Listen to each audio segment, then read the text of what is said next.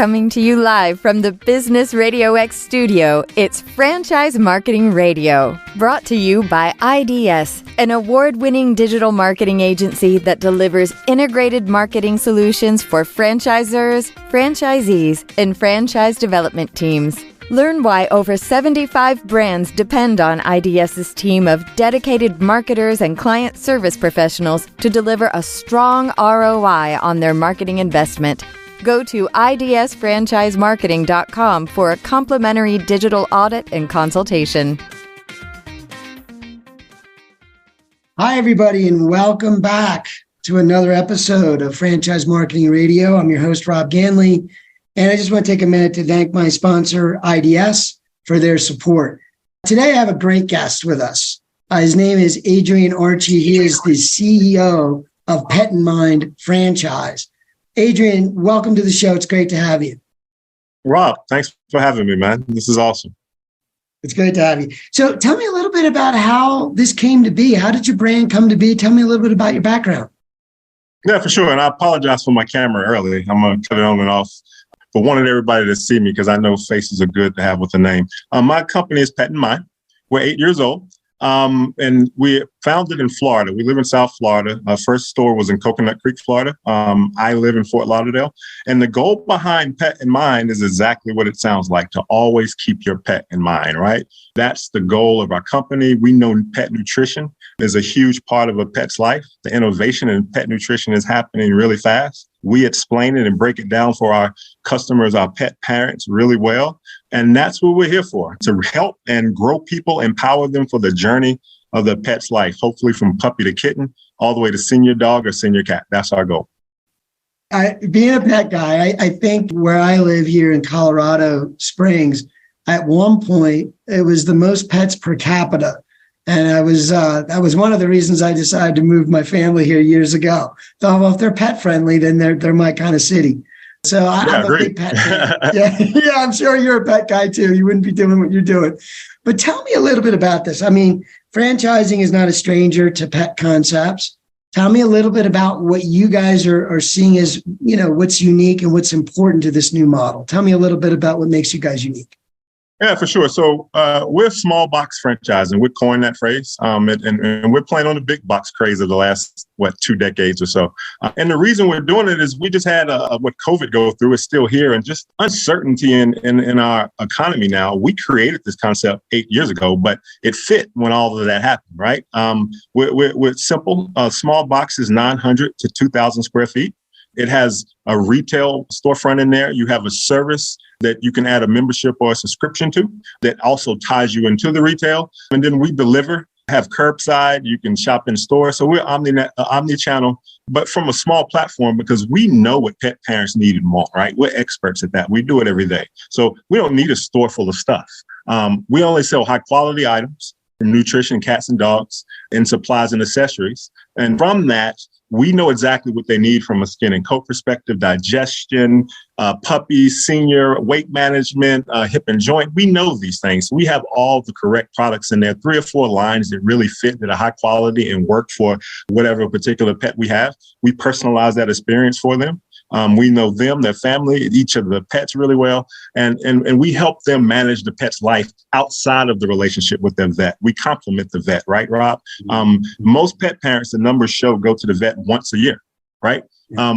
But then you also see that most pet parents report that the vet is their number one contact for their pet. So obviously within that, there's a need. So we serve as that guide. We complement the vet. We don't go against the vet. We complement the information they give and make it real. We make it reality in the pet parent's life. And you notice I say pet parent, and it's a reason for that. And I think most people would call themselves pet parents, and that's what we want to help. Yeah. Well, we all know why we love our pets, right? It has a great effect on people, and just stress level and just companionship and man's best friend. It can't be understated, right? But so tell me a little bit about, so you mentioned some things pretty quickly that I think are really important. I mean, we went through some really big changes here at the beginning of this decade with COVID, right? It wasn't the best thing to start with, but that's kind of how we started the decade. And you mentioned some things about a lot of brick and mortar businesses did have to quickly evolve and think of ways they could reach out to their audience, right? Their customers, their prospects, their community in a more digital way. So it sounds like a lot of what you guys are doing is exactly what would fit in that scenario too, where you have the things like where they can come and pick up an order, they can have it delivered, they can shop online. Tell me a little bit more of your vision there and your thinking of that. Yeah, for sure. So if you from a retail perspective, and what retailers would call it is an omni-channel approach, meaning that our customers can basically interact with us how they want, right? They can interact online and we can bring it to the house, never come in the store. They can buy it online, come pick it up curbside and never come in the store. They can shop in the store and still have it delivered, right? So we interact with our customers on a level that meets their life, right? A pet is a kid, and most people have more than one. And more than one pet, right? And because of that, you have a kid that never leaves, but you have a human life over here that you're worried about, and the pet never talks, right? So we serve as that mouthpiece. We like to say that that pets don't speak human, right? So we're that interface there to help people. But the reason that we have that approach is to fit in people's busy life. So yes, you can have it delivered just like you would with one of the online vendors. You can have it on demand. You can have it same day if you would like it. That's simple for us to do. We're a community store. We're ingrained in the community, everything from sponsoring football teams and cheerleading to PTAs and everything else. We're part of the community wherever our outlets are. That's the goal. So that fitting into their life, they make sure that their pets are taken care of just as well as their kids as you're running them to practice. Now, if you look at COVID and everything that happened, the beauty of it for us is we in Florida and every other state as well, the Pet Industry Association did a really good job of making sure that pet stores that had nutrition remained open. So we were essential businesses, which was great. Now, you did have an environment where people didn't want to work. So that was a challenge for us. And the beauty of it for me as the owner at the time, that, yeah, we're open, great, but now I'm 7 days a week kind of by myself because my employees were a little worried, which I get, but I wasn't closing my business. So I switched to more of a delivery business, and my customers, because we have their contact information, our POS keeps up with all of that. So it's very easy to contact our customers en masse or individually or at certain groups that we know we're going to have a problem with a certain food or whatever it may be. It's easy to do. So I just interjected and said, hey, look, we're going to be open Monday, Wednesday, Friday, and Saturday. And we were open like 6 hours those days, and we were packed. It was crazy. I had people in the store saying, man, this is beautiful to see when everybody else is closed. And that was beautiful. But a lot of people still didn't want to come in the store. So I delivered to them at the end of the day or whenever they wanted. And our business obviously survived and thrived. And the challenge was what everybody else had as people. And that's why we're doing some digital things as well to help us there. But yeah, that's what we do. And it's simple to do because of our small format. Yeah.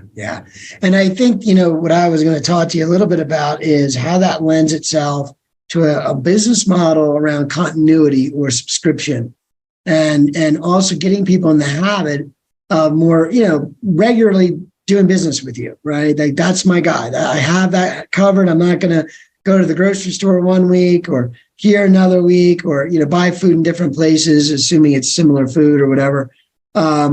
And, no, I've got my person, right? I've got my solution. So you use a lot of this technology to kind of create that regular ongoing customer. Tell me a little bit about how these, like whether it's delivery, whether it's some other value adds, how does that subscription work and how is that helping your business?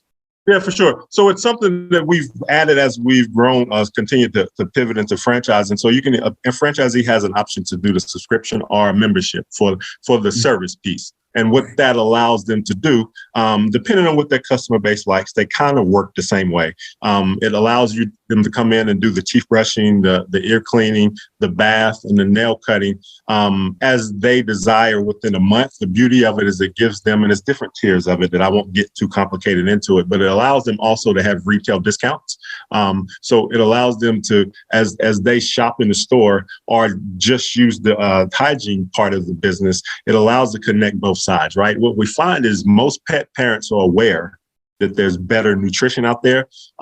Some may think they can't afford it. Others may think that makes no sense. What we find is that as people interact with our business from the hygiene side of it, because every dog needs the hygiene, but they don't go to a groomer, they become interested in the products that we have, or vice versa, right? So it's easy to connect both sides of the business. It creates loyalty. The pet industry is it's supposed to triple by 2030, I believe, in size. So we just eclipsed 121 billion last year, just in the U.S. And by 2030, it's supposed to triple in size. So, I mean, you could see the innovation, the growth that's going to happen there, and the opportunity for people. But the beauty for us is that as we grow, it's very easy to contact our customer, and that subscription allows us to do it because they can get everything from us.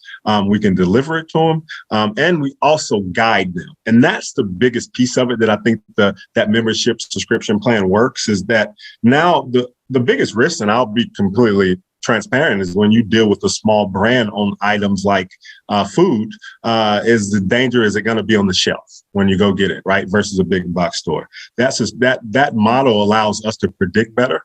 It's something that helps us know when our customers are coming, who's coming, what, and just helps us plan our business better. So that'll translate to a franchisee and them planning and growing their business as well. But that subscription really ties our customer to us. It gives them confidence that we're always going to be there and give them what they need. And it gives us, from a franchise and growth perspective, because entrepreneurs, it's more than just the touchy-feely loving pets people part of it, right? You need to run a business. And that piece of it allows them to run their business better and predict better. And in retail, prediction is key.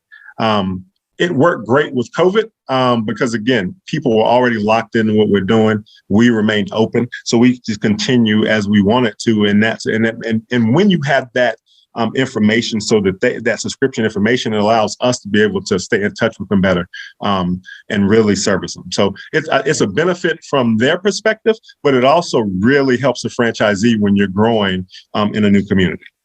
Oh yeah, that's what I'm thinking. It's a when you have a membership style offering, it really allows you to build momentum and really over deliver on value and give people it's sort of a no-brainer sort of value attached to it with things they're already doing, just making it easier for them.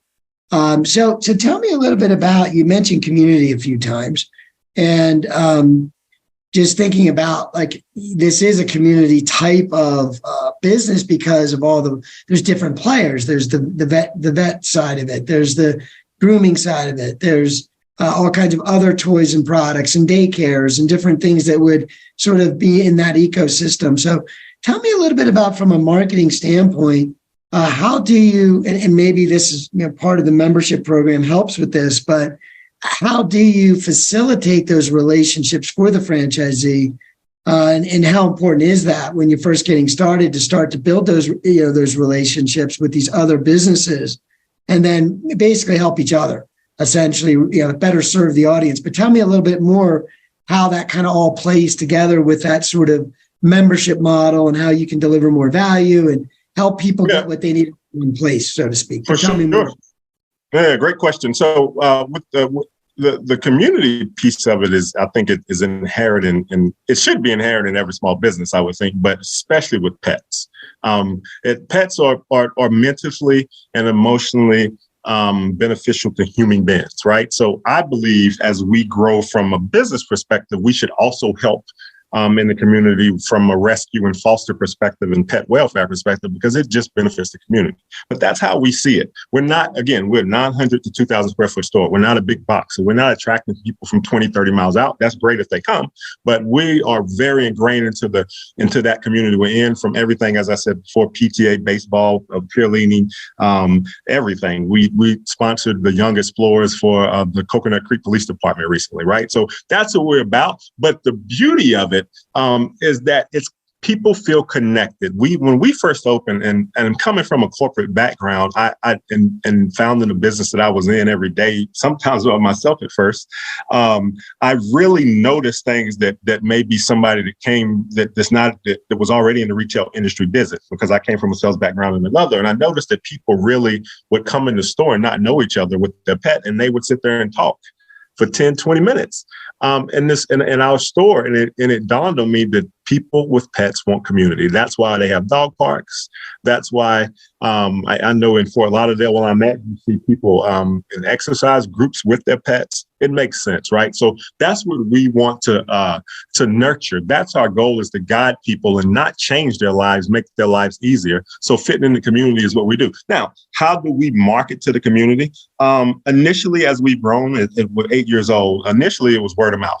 I did a really good job. I was a medical device sales rep, right, Rob? So the company I was with, we called on hospitals, and I did surgery stuff. Well, that company was huge. It had 20 other reps in the same hospital, same accounts, same budgets though, right? So even though it was the same company, we all had a quota. So we're really competitive. So what I really got good at doing is partnering with them to making sure that we could all get to where we needed to be. And the customer did as well. So when I came from that world to here, I immediately started connecting with trainers and dog walkers and groomers and a few of the vets in the area that lined up with what we do nutritionally, as well as poopers, scoopers, and everything else. And that's what's the pet industry. It's probably a prime area for that expertise that I came with, because it's extremely fragmented, right? Nobody really talks to each other in the pet industry, but we talk to the same customer. You have all these people. So I immediately just word of mouth would recommend, and they would recommend back, in great goodwill. What we're moving towards, and we're already starting developing it, is a platform we call Pet Quotient. And we can talk about this later with personal stuff, but I'm an emotional intelligence coach. People are big to me. Emotional intelligence is why I've been able to move into the different career fields and things that I've been successful at in life. And it's huge. And I think it's something we need to focus on more. So that same emotional intelligence perspective, I call it PQ, Pet Quotient. How well do you know your pet? It'll guide pet parents. I mean, it'll go as deep as that. We know your history of, because people come in the store and they want help. And they don't have much information. What food are you feeding? What brand? What breeder? All of these things they don't know. So now this will help triangulate that information and actually guide them. They'll have a PQ score that goes up and down. It may wake up one day and say, hey, your Chihuahua you're in a climate for this and pollen and that, and you should think about this. Just guiding them. It'll also allow them to interact with their local pet rescue area and donate, as well as volunteer and see the pets available. It'll allow them to interact with emerging brands out there that really need to get in front of pet owners and to have really unique things that our customers want to see and hear about. We can offer that through there, but they can also book service providers through there. So now we take it from just a word of mouth, kind of inefficient. You don't know if they called or if they got in touch with them, if they left a voicemail, and now your relationship's on the line. Now they can do it through our platform. Our franchisees can take advantage of that from a transaction perspective. Now we have trusted providers in the area that we don't even have to introduce. They're in that platform that our customers are already part of through their membership, right? So now those service providers are there. You can trust them, and everybody is taken care of, and it's efficient. It'll allow us to recommend vet, dog walkers, whoever, poopers, scoopers. And that's great from that perspective, that now we have a platform that internally they can connect with people and allow them to do a lot of other things too that I don't have to go into. But that's where we're going from a franchise perspective is we have the retail footprint that is great. We can leverage those interactions and really understand our customer well. But then we have this digital footprint that we can connect with customers anywhere, maybe that don't even come in the store because of distance. So we love it. I think our franchisees would love it as we continue to develop and roll it out. They can also train and have a repository there for just data that they can train their staffs and be more agile with as well. So that's what we're doing. With our small box, we don't have to support a huge inventory, a huge payroll, a huge store. We can develop digital products that actually change the game for us, even more so than how larger outlets can service their customer. Yeah. Now, everything you're talking about, one of the key things that I see most brands leverage is the partnerships that they can work on, locally, and sometimes it's with other franchise brands, like you had said. There's a lot of independents doing independent work, but there's a lot of franchise brands in the pet industry that are doing different things. But one of the key ways to grow is to partner with these other businesses, right? And I see what you're doing as a natural way to do that. In other words, you don't, one thing is call someone and say, yeah, we'll send you some business, and you seem to be committed to your customers or patients or whatever it might be, versus, hey, we have a platform And we want to make sure our audience always has the best of the best. And we'd like you to be a part of that. I mean, that's just a natural way. And then, of course, as people use it, then you get better input on what people need, what they're interested in, right? People start to see, oh, my goodness, you're working with my vet, or I know that vet from down the road, right? It becomes more truly a community of pet lovers that are doing different things. And I don't think, I haven't come across anyone doing it this way yet. And I could say this outside of the traditional marketing, which we all know what that looks like because we all get marketed to regularly. This would be the most impactful, right? The partnering, the word of mouth. But tell me a little bit about the digital marketing side of it outside of what you just talked about. Obviously, you need to verify or validate who you are, right, locally. So there's things like Google reviews and any place that a place like you would be reviewed, right? But Google probably being one of the chief places. Tell me a little bit about how you guys are approaching the websites, the marketing, that sort of thing, just from at least that perspective where people can learn a little bit more. Tell me a little bit how you approach that. Yeah, for sure. So digital marketing, it's extremely necessary. It's a little easier with pets because people love to see pets. I mean, I think that's one of the things. I think it's actually, when you look at the numbers, it's one of the better attractors when it comes to sales and marketing is a picture of a pet or somebody playing with a pet. So that helps. As we grow, it's something that we are wrapping our minds around on how to do it better because you have the whole e-commerce aspect out there. Now, can we compete with the bigger brands like a Chewy or Amazon on delivering large bags of dog food? Quite honestly, no. Locally, we can. Can we ship them? No. That's not advantageous to us. It's not what we do. However, supplements is a very fast growing area of pets. I think like the third fastest growing area. It fits what we do very well in our guidance and as well as our product type. And that's something that we are building out.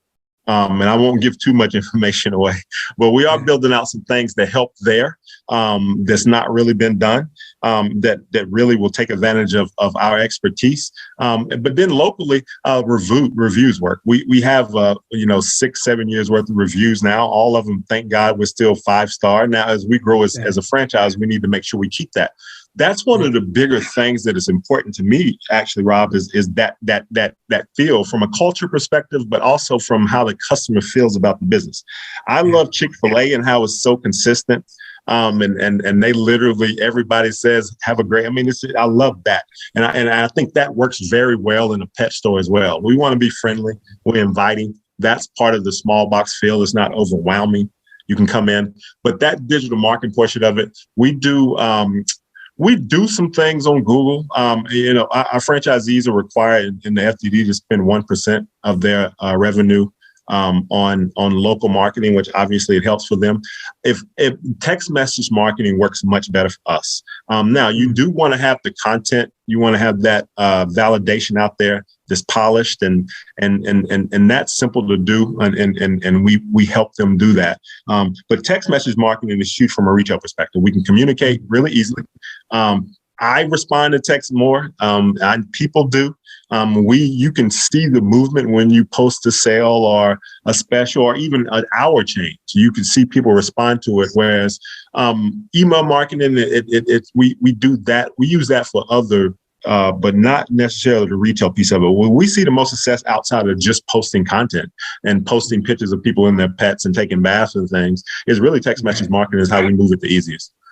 Yeah, no, that's brilliant. I think the reviews are almost, so you get started, you let everybody know, you're in the community, you launch.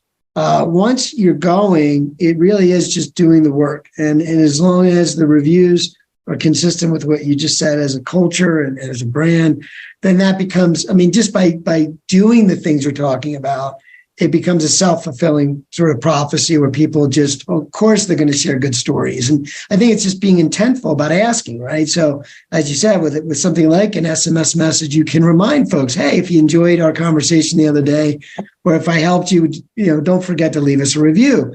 And in those kind of things, just naturally asking regularly, just while you're doing the work you're doing. That's the marketing, right? It's not so much. In some businesses, you got to constantly be in front of people paying for it, right? Paying for ads. And But in this business, it's, you got to let everybody know you're there, but then it's just doing it. It's doing it because I know for me. Yeah, you get excited. I love this guy. You got to go over there. Yeah. Yes. Yeah, and we one of our partners in called one of the vendors we use, and we use them for years, but they do more than pet, but they started in pet. So it's a very easy platform that's integrated into our website and our back end that any of the associates that are there can just ask for their phone number and type them in, and it'll send them a review. Right there, just through a text message. And also through our POS, as long as they're in our system and our loyalty system, which pretty much everybody is once they come in once, we can easily send them a text after their purchase with their receipt that'll also ask for a review. That's perfect. Yeah, that's beautiful. So you've got it all put together quite nicely. Tell me, a little bit about how, I know you've got a couple people coming in. Congratulations. You got some new locations planned in Florida. Tell me a little bit about the onboard, or I should say this. Who is the ideal candidate for what you're looking for? And is there a particular area that you're looking to expand in other than Florida where you're based, but is there other areas that you particularly like for this opportunity? Yeah, for sure. So the beauty of it now, and I was when I left corporate America 10 years ago, I was going to buy another pet franchise. And they did their own distribution. We don't at this point. So it allows us to be our primary role at this point, as far as we're working on products and digital things to help, but it's support. So we're hands-on. I love to do it. It's also my background as an emotional intelligence coach and as a former athlete. The onboarding piece of it isn't very complicated. Small box, we talk to you and make sure that you have the means to be successful at it financially, and that you'll be a cultural fit. I'm a corporate jumper. I've done it. And I'll be totally honest with you, as emotional intelligence coach, I think is important is that I was depressed doing it. I didn't know what I was getting into. I'm a jumper. I'll jump off the mountain and figure out how to fly before I hit the ground for sure. But I also know everybody isn't like that. So the mistakes I've made and learned over the past decade, that's what my franchisees are paying for at this point in our maturation is I know what not to do. And I also like supporting people. So that's a perfect marriage, in my opinion, because I truly have made mistakes. And I'm still here to live and talk about it. So I think people that are, looking at their life and corporate and have the wherewithal, I love marketing and sales backgrounds, work really well with what we do. I was a sales rep. I was a brand manager as well at marketing. So that customer facing type of job, it makes sense because pet business, unless you're going to be an absentee, semi-absentee owner, which it does work with our model with the good manager, but somebody needs to be a people person in there, right? Somebody needs to be able to connect with people. It's a pet business, which really is a people business because pets don't talk and the people make the decisions. So we really have to be good at people. And that's something we do well as well. A lot of pet companies focus only on the pet. We do both. We're a people place for pets is one of our taglines. And literally, we want to see the pet person healthy, the pet healthy, as well as the entrepreneur healthy. So we're people placing pet. But as long as they have that customer facing ability to talk to people, like people, obviously like pets. Also, it's retail. So if you come to it, I'm probably not, I'll be honest, I wasn't the best store owner. I'm not detail oriented. I'm a big picture guy. To be honest with you. So somebody can come in and detail oriented is great in a retail store. You have margins and price raises and a lot of different things that are happening. Obviously, I will help you become good at that and proficient, and our systems will help you. But if you have that backing, or somebody that was going to partner with you or you hire has that backing, it helps. And then from there, the onboarding isn't challenging. The reason we want people is because we don't want to have to teach you how to interact. Right? Because we have to teach you how to sell pet nutrition, right? And it's not an extremely hard thing to do. It makes sense, but somebody that has that mindset that they're entrepreneur, they love people, they're willing to get dirty, as pets, they're barking and you may clean up some messes sometimes and you're delivering to people. But the beauty of it is you're really helping people. with their pet's nutrition. And you really see that. That's why they trust us so much is we help. And it's a people business. So like people, if somebody that's shy, I'm not saying that this wouldn't be a good opportunity for you if you love pets, but you definitely would have to have a manager or somebody in the store that could take over that people aspect, because they really want to know the owner in a small business. And in a pet business, they really, really do. Yeah, exactly. Well, listen, great feedback. Tell me, if someone's interested to get involved with you guys, what is that process? Obviously you have a website and things like that, but do you want to share the website and a little bit more how someone can get more information about the opportunity? Yeah, for sure. So our franchise website is buyapetfranchise.com, just like it sounds, buyapetfranchise.com. It'll take you there to give you all the information you need. If you're interested to go further, which we would love to talk to you and see if we fit in your goals and also in ours, and that would just simply fill out the form there. It'll go to my franchise sales consultant, and she'll reach out. I'll reach out as well. I like to say hello to people early. We're an emerging company, and the beauty of it now, honestly, as you get in, as we grow, I won't be as close to the business, but now I am, and you get me. You get me in there really building with you and wanting to see you succeed and passionate about it. But the process is simple. I'll just call and say hello, answer any high-level questions you have about the concept and why I did it. And you know who you're coming aboard with. Then my team will reach out and go a little further with you, validate things, send an FDD out if you want it. And then from there, we'll go further if you qualify in the FDD, and we'll move forward. It really moves at their pace. Obviously, we'll like to move it in a couple of days, but no, we like people up. You have 10 days by law. They have to have an FDD, obviously. And then outside of that, we take our time. We're still a small emerging firm. We really get what our customers need and they love us, but we take our time with bringing people aboard, because right now we don't want to grow terribly fast, to be honest with you. We have a location planned in Fort Lauderdale. The first location is now a franchise. You have the location coming in Orlando. That franchisee just got funded. And then also we actually have our first person that came aboard, and it shows you that marketing definitely works, is she's in Los Angeles. And she's the closest to opening right now. She'll probably be open here by the end of April, beginning of May. Fort Lauderdale will be soon after. And then our goal is to grow in South Florida, obviously. Southeast is supposed to see a lot of growth franchising wise, and it has the most pets. So we see some opportunity there. The Atlanta, Georgia area makes sense. I'm from North Carolina and I went to school in Virginia. So the Southeast coming down. But again, we're not just trying to shotgun approach it, but we are primarily at this point, as we roll stuff out, support. Right. So we can have somebody in LA and they can still make sure that they're doing well and in line in what we see that we want to do as well. So gotcha. That's where we're at. Excellent. Well, listen, as we wrap up, I appreciate your time. It's been a pleasure having you here, Adrian. I know with your background and everything with launching this emerging brand over the last several years, there's probably something that you lead by. Is there anything you want to leave with the audience? Is there one thing, one tip or idea or concept that is a big part of your culture that you like to lead by, that you want to leave with the audience? Yeah, for sure. So I mean, I totally understand at this point the people that come aboard, and I see this as with the people that have come aboard, that they're investing in me, and I completely get that, and that's important to me. I'm a people person. My passion is people. That if you come aboard with me, I'm never not gonna be successful. That doesn't mean I'm not gonna mess up. I make a lot of mistakes, but I don't have a quit button. And that's important to me. So when people come aboard and they invest their hard-earned money in what we're doing, they're going to be successful. I'm going to be a part of that. And their success, literally, and this is, you can go ask, and I'm pretty stringent on this. So you can ask anybody that knows me. Now, I'm not perfect, but I know what some things they're going to say, right? If you come to my funeral, I know what they're talking about. And it's that Adrian treated everybody right.